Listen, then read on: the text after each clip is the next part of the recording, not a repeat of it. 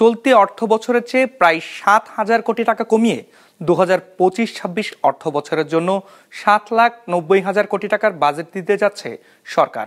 এটি কার্যকর হলে স্বাধীনতার পর পূর্ববর্তী অর্থ বছরের তুলনায় এবারেই প্রথম কমবে বাজেটের আকার। বিশ্লেষকরা বলছেন, রাজস্ব আদায়ে অপর্যাপ্ততা ও বাজেট বাস্তবায়নযোগ্য করতেই এমন উদ্যোগ। তাদের মতে, বাজেটের মূল্যস্ফীতি ও প্রবৃদ্ধির লক্ষ্য বাস্তবতার সাথে মিল রেখে নির্ধারণ করা হয়নি। ২৫০টিরও বেশি ডিজাইন অপশন নিয়ে ওয়ালটন স্মার্ট ফ্রিজ, বোঝে আপনার প্রয়োজন। কোন দেশে কোন খাতে কি পরিমাণ ব্যয় করা হবে আর কোন কোন খাতের মাধ্যমে আয় আসবে তারই রূপরেখা বাজেট। অর্থ মন্ত্রণালয়ের সূত্রে জানা গেছে, আসছে ২০২৫-২৬ অর্থ বছরের জন্য বাজেট নির্ধারণ করা হয়েছে ৭,৯০,০০০ কোটি টাকার, যা চলতি অর্থ বছরের মূল বাজেটের চেয়ে ৭,০০০ কোটি টাকা কম। এই বাজেটটা আমার কাছে মনে হয় এটা আকারে একটা বড় বাজেট, যে বাজেটটা বাস্তবায়ন করার ক্ষমতা সীমিত। বরং উচিত ছিল এমন একটা বাজেট প্রণয়ন করা যে বাজেটটা পরিপূর্ণভাবে বাস্তবায়নযোগ্য এবং যেখানটায় আমরা বাজেটের মাধ্যমে যে অর্থটা ব্যয় করা হবে সেই ব্যয়টা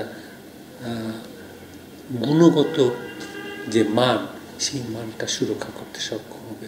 জানা গেছে, বাজেটের আকার কমানো হয়েছে মূলত উন্নয়ন খাতের ব্যয় কমিয়ে।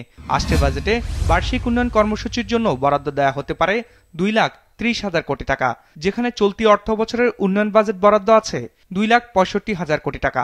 সে হিসাবে আগামী অর্থ বছরে এডিবিতে বরাদ্দ কমতে যাচ্ছে প্রায় ৩৫,০০০ কোটি টাকা। পরিকল্পনা মন্ত্রণালয়ের স্পষ্ট করা উচিত যে তারা কোন কোন প্রকল্পকে পুনর্মূল্যায়ন করেছেন খরচের দৃষ্টিভঙ্গি থেকে। আমি মনে করি যে সেই ধরনের পদক্ষেপ নিলে আমার যে অর্থ বরাদ্দ যেটা মনে হবে যে কমিয়ে আনা হয়েছে, আপাত দৃষ্টিতে সেটা কম মনে হলো, সেটার যে সুবিধাটা এটা আমরা বেশি পাবো। বাজেটের আকার কমানো হলেও বরাবরের মতোই বাড়ানো হয়েছে রাজস্ব আদায়ের লক্ষ্যমাত্রা। আগামী অর্থ বছরের জন্য জাতীয় রাজস্ব বোর্ডকে রাজস্ব আদায়ের লক্ষ্য দেওয়া হতে পারে ৫,১৮,০০০ কোটি টাকা, যা চলতি অর্থ বছরের সংশোধিত রাজস্ব আদায়ের লক্ষ্য থেকে ৮৮,০০০ কোটি টাকা বেশি। এখন প্রশ্ন হচ্ছে, বর্তমান অর্থনৈতিক প্রেক্ষাপট বিবেচনায় এ পরিমাণ রাজস্ব আদায় করা আদৌ কি সম্ভব? আমরা অনেক কথাই শুনেছি যে রাজস্ব আদায়ের ক্ষেত্রে সামগ্রিক একটা পরিবর্তন হবে, যার ফলে আমরা রাজস্ব আমাদের দ্রুত গতিতে বৃদ্ধি পাবে, কিন্তু সেই দিনে তেমন কোনো পদক্ষেপ এখন পর্যন্ত বাস্তবায়িত হয়নি এবং আগামী দিনগুলোতে সেই ধরনের যে পদক্ষেপ বাস্তবায়ন হবে তারও সম্ভাবনা কিন্তু খুব কম।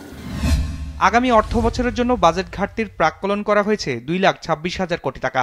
সে হিসাবে চলতি অর্থ বছরের তুলনায় বাজেট ঘাটতির পরিমাণ কমানো হয়েছে ৩০,০০০ কোটি টাকার মতো। বাজেটে জিডিপির প্রবৃদ্ধি ৫.৫ ও মূল্যস্ফীতি ৬.৬% নামিয়ে আনার লক্ষ্য নির্ধারণ করা হয়েছে বলে জানা গেছে।